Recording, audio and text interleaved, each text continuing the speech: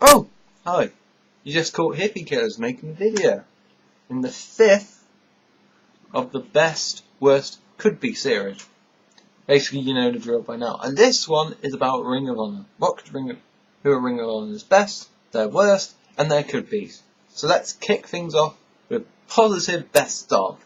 Best. Who are the best? Number 3 at the moment is the Kings of Wrestling. Chris Hero, Claudio Castagnoli, and Sarah Del Rey. The only gripe I have with them is Shane Hagedorn. Why is Shane Hagedorn there? Get Shane Hagedorn out of there. He does nothing for the team. They can cut promos. They have Sarah Del Rey to interfere with. Get Hagedorn out of there. They don't need him. They don't need him at all. But apart from that, great team, great wrestlers, all three of them. Hagedorn lost a match. So there's that. Number 2 is the greatest manager that ever lived, Austin Aries. I love this storyline because they're bringing managers back into the fold. Like Austin Aries saying, "Oh, I'm going to manage the All Night Express to victory." And he has a pipe. How awesome is a pipe? And he has sunglasses and he has a pipe. He looks the part. He looks like a manager, which is good. And he can cut brilliant promos. He still wrestles as well, which is brilliant. I'm not too big on the Delirious feud because that's been disappointing, to be honest. But, you know, it's been good. Austin Aries being the man. He is the man in Ring of Honor. If you look over the past years, he has been the man. When Danielson and Nigel left, he was the man. And he will be the man until he leaves. Number 1 best thing going in Ring of Honor is El Generico versus Kevin Steen. This feud is so awesome. I've brought the Kevin Steen t-shirt in support of this feud. I've brought DVDs supporting this feud. I love this feud so much. It's brilliant. Because I knew Kevin Steen was going to turn heel at Final Battle. Easier said than done. This feud has been so epic. You've brought Steve Corino into it, who's been a good mentor figure. You brought Colt Cabana into it, but okay, I'm not too big on it, but you know, it's worked. And their match at Death Performance on it, if that's just a taster,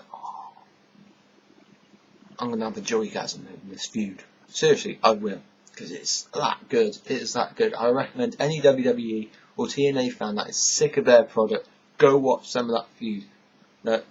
You will not be disappointed at all. Now, we get to the worst of Ring of Honor. Yes, there is some bad in Ring of Honor, and I'm going to point it out to you.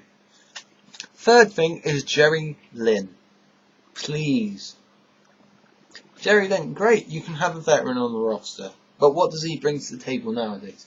When you first bring him in 2008, I believe, you know, he was putting on great matches. You know, he just came from TNA. So, you know, yes, we have a veteran. You make him win the belt. Not a good decision. You have a roster full of young talent that could be world champion. You give it to Jerry then. Not big on that decision at all. And then, he's just there these days. And he goes over people. So, no, Jerry Lynn, go home, go somewhere else. We don't want you here in Ring of Honor. Well, I don't. That's just my opinion. I can't stand Jerry Lynn anymore. Just gets on my wick, on my tits, on my whatever. Second of all is Eddie Edwards. Not Eddie Edwards as a wrestler, but the thing he possesses, which is a television title. They have not done a single thing with this title since it has been established. They had a great tournament, in my opinion. They had a great finals between Eddie and Davey, the American Wolves, collide, like Megan Powers. It was a great match. Eddie has been the champ for several months now, and you haven't put him in a feud. You've done something, which is a 10-minute hunt, which I'm guessing is going to set up a feud somewhere down the line, but please do it soon, because otherwise this belt is going to be utter pointless and utter shit. Speaking of utter shit, this feud, I hate this feud more than any other feud. It's the fucking Embassy versus Necrome friends, okay? And now you've done the impossible by putting Necro with the Embassy, making him the crown jewel, the figurehead of the Embassy. Why have you done that? Adam Pearce, come on YouTube and explain to me why you have done that. Why? You've made him come out of the suit with Jimmy Rave's robe. It just looks ridiculous. I cannot buy Necro. Yes, you've given a logical reason, but no one cares about this feud. Just make it die. Right. Adam, I'm going to give you some advice here, because I do admire your booking and admire your charisma skills. This is how you end this feud, okay? Because I think you've been struggling on how to end it. Steel Cage Warfare, do it somewhere in the next couple of months. Necro. See, I can't even tell you who's on the embassy. Necro, Eric Stevens, Davari, and Nana against Rashi Brown, who I also despise, the Dark Sea Fight Club, who I also despise, and either Grizzly Redwood, because he's been involved in the feud quite a bit, Eddie Kingston, because he has not shown up in ages and I do not know why, or bring back Jimmy Ray for one night and make him destroy the embassy. That's how you end this feud, Adam. Okay, that's how you end it. I've given you some advice. If you take it or not, it's up to you, but if you do ask for my advice in the future, I'm not going to give it to you because I just gave it to you, so there. And now we move on to the could be. Who could be ROH's money players? Number 3, I've put the House of Truth. I love this team. I'm not a big fan of Truth Martini, but this team is such a good team.